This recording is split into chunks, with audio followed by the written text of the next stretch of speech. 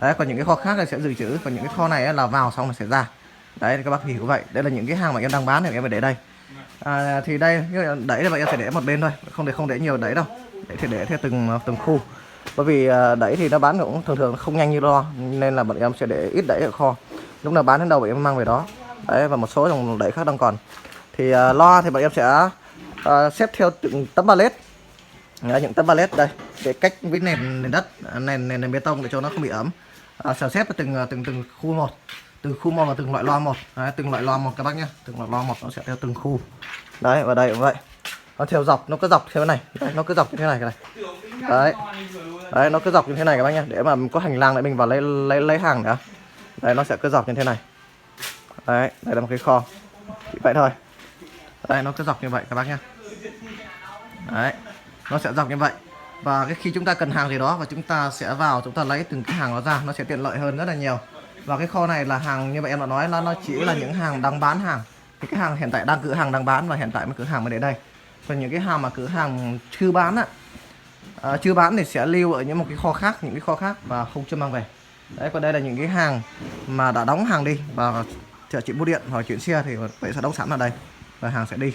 Đấy, và cái khu này thì hàng nó sẽ không bao giờ nằm lại, nó sẽ đi và đến, nó đi và đến liên tục, nó không nằm cố định một chỗ các bác nha.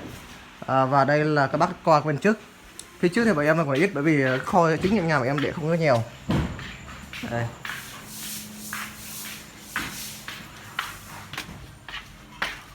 Đây là cái khu để mấy đôi 13 này, hỏa tiễn này, khá là cao. Có nhiều người đang thắc mắc là tại sao cái đôi này là của em nó lại cao hơn của người khác. Bởi vì cơ bản nó là cái đời cao, thế thôi các bác, nói vậy thôi, không cần nói nhiều. Nó đời cao hơn người ta. Khu này thì bọn em không bổ nhiều hàng bởi vì đang còn sắp này để dành khu chơi, sân chơi cho mấy đứa nhỏ, nên là cũng không xếp nhiều hàng đâu. Đây là cái lô, những cái lô loa số lượng ít, có nghĩa là những cái hàng này mà những cái kho kia. Cái kho này thì không bổ nhiều hàng đâu, có cái này chỉ những cái kho nó không xếp hết được. Ví dụ một cái lô về, ví dụ lô Mango này nó về thì cái kho bên kia nó dự trữ nó không hết được cái lô đó, thì bọn em sẽ lẻ bao nhiêu vậy sẽ mang về đây. Thì những cái kho này chỉ là những hàng lẻ thôi, chỉ là những cái hàng lẻ và dự trữ chủ yếu chính đây. Đây cũng là loa này. Cái chỗ này dự trữ chính là những cái linh kiện. Thứ nhất là dây Canon. Đấy, cũng là dây Canon. Đấy, tất cả linh kiện, đồ linh kiện mic, linh kiện của hãng BBS, các đồ đuôi chụp cái thứ đầy đủ hết, không thiếu gì cả. Rồi nguồn mic, bông mic, chống lăn, côn mic có loại 3 loại: trắng cam, trắng đen, trắng vàng. Đấy, đủ hết các bác. Đít của mic. Đấy. Và rất là nhiều khác nữa, cả các new trích. Đây là những linh kiện mà em bán kèm theo. Đây, thì những cái này là đây là những cái phụ kiện phụ trợ thì mình sẽ bỏ kèm vào thôi. Còn cái khu này là cái khu bên này là chỉ là những cái hàng hỏng thôi, hàng hỏng mà em không sửa bao giờ cả. Cái này em đã nói các bác rất là nhiều rồi, bên em không bao giờ sửa hàng nên là hàng hỏng cứ dồn lại mãi, càng ngày càng nhiều. Kìa đấy, một đống kìa. Đấy, càng ngày nó càng nhiều thôi chứ bọn em không có sửa. Bọn em cũng không có thợ sửa các bác nha, không có thợ sửa nên là không có sửa bao giờ cả. Đấy, và trong đây thì loa Maigo. Đấy, Maigo, cái kho này bọn em đang bỏ một ít loa Maigo.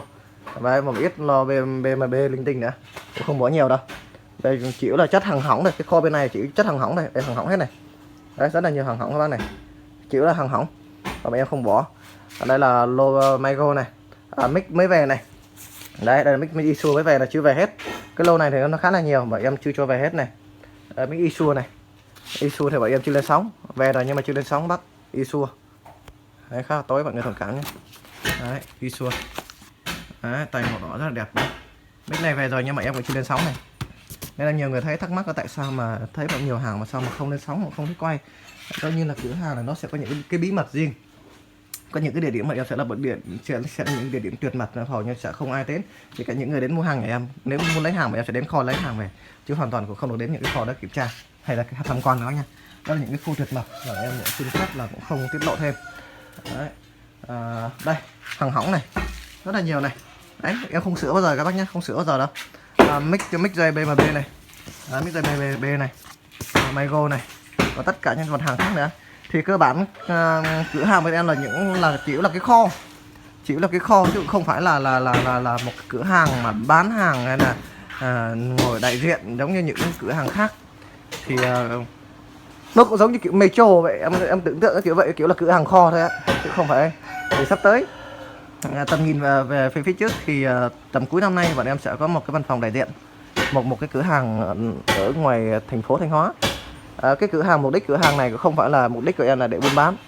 Để buôn bán là bởi vì em xác định là em không buôn bán tập trung ở một điểm, mà em buôn bán ở khắp cả nước. Chính vì vậy là cái cửa hàng đại diện chủ yếu để phục vụ cho những người ở tỉnh.